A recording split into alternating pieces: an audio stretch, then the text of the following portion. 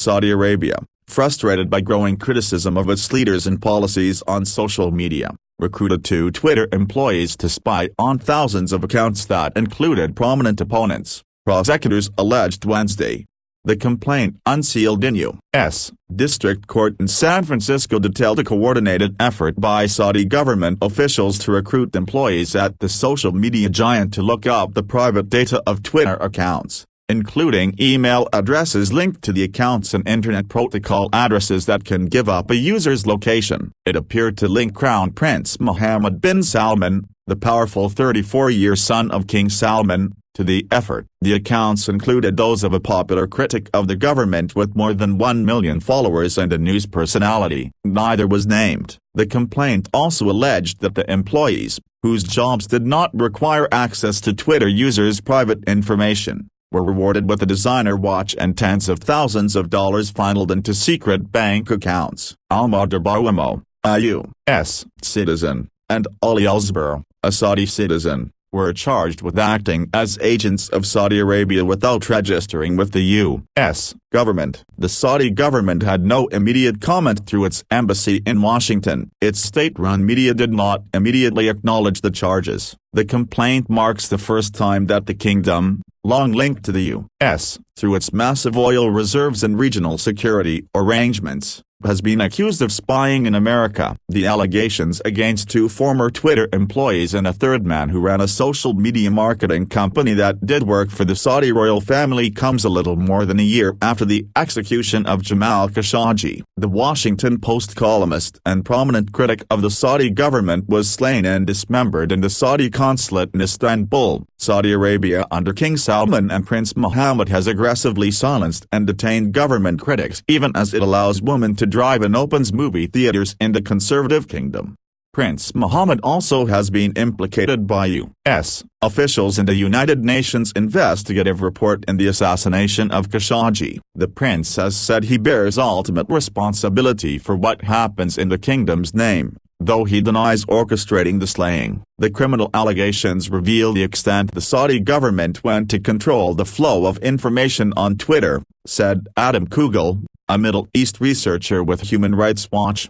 The platform is the main place for Saudis to express their views, and about a third of the nation's 30 million people are active users. But the freewheeling nature of Twitter is a major source of concern for its authoritarian government, Kugel said. The kingdom has used different tactics to control speech and keep performers and others from organizing, including employing troll armies to harass and intimidate users online. It has even arrested and imprisoned Twitter users. The Crown Prince's former top advisor, Saad Al-Qahtani, who also served as director of the Cybersecurity Federation, started the blacklist hashtag to target critics of the government. He ominously tweeted in 2017 that the government had ways of unmasking anonymous Twitter users. If you combine that with what we know about at least these 2 individuals and what went on in 2014 and into 2015, it's pretty chilling, Kugel said.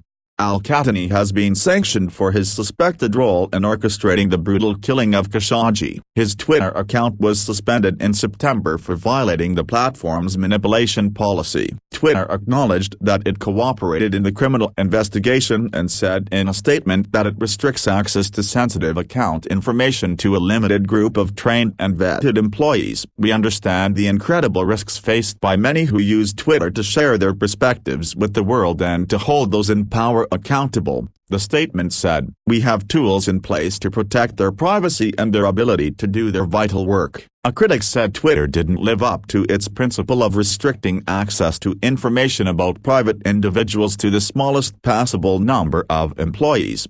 If Twitter had implemented this principle, this misappropriation of information would not have been possible, said Mike Chappell, who teaches cybersecurity at the University of Notre Dame's Mendoza College of Business. Social media companies must understand the sensitivity of this information and restrict access to the smallest possible number of employees. Failing to do so puts the privacy, and even the physical safety, of social media users at risk. Bouamo was also charged with falsifying documents and making false statements to obstruct FBI investigators, offenses that carry a maximum penalty of 30 years in prison if convicted.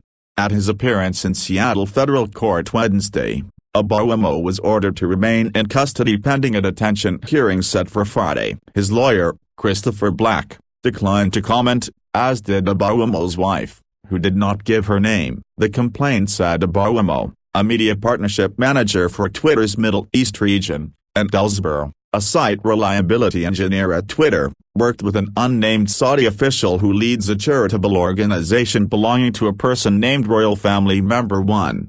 Prosecutors said a third defendant, a Saudi named Ahmed al-Mutari who worked as a social media advisor for the Saudi royal family, acted as an intermediary with the Twitter employees.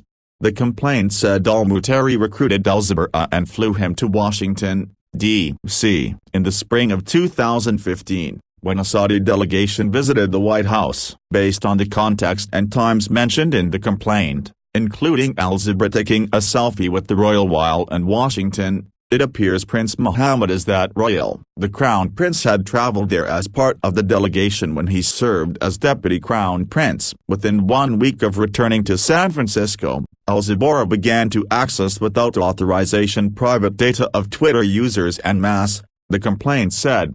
The effort included the user data of over 6,000 Twitter users, including at least 33 usernames for which Saudi Arabian law enforcement had submitted emergency disclosure requests to Twitter, investigators said. After being confronted by his supervisors at Twitter, Ellsborough acknowledged accessing user data and said he did it out of curiosity, authorities said. Ellsborough was placed on administrative leave, his work-owned laptop was seized, and he was escorted out of the office. The next day, he flew to Saudi Arabia with his wife and daughter and has not returned to the United States, investigators said. A warrant for his and al-Mutari's arrests were issued as part of the complaint.